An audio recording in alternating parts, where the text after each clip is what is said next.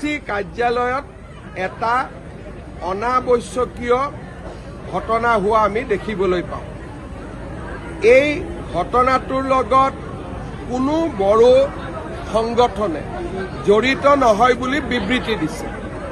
আপচুৰ সভাপতি দীপেন বড়ো ডাঙৰীয়াইও কৈছে যে এইটো গৰিহণাযোগ্য কাম। হাগ্ৰামা মহিলাৰী ডাঙৰীয়াইও কৈছে যে এইটো নিন্দনীয় কাম। এতিয়া প্ৰশ্ন হ'ল যে কোনে মানুহখিনিক লৈ আহিলে, কাৰণ এছেম্বলিত ৰিপৰ্ট হ'ব 7:30। 3টা বজাতে কেনেকৈ গণ্ডগোল হ'ব পাৰে।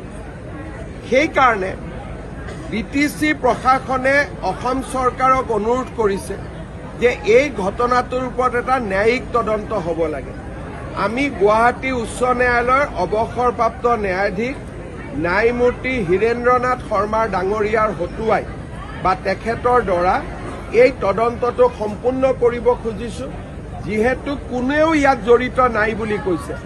গতিকে কোন তৃতীয় পক্ষ ইয়াত আহিলে তাক চাবৰ কাৰণে BTC আমাক ৰিকুৱেষ্ট কৰিছিলে, আৰু BTCৰ ৰিকুৱেষ্ট অনুসৰি আমি এটা জুডিচিয়েল ইনকুৱাৰী কৰিবৰ বাবে সিদ্ধান্ত লৈছোঁ।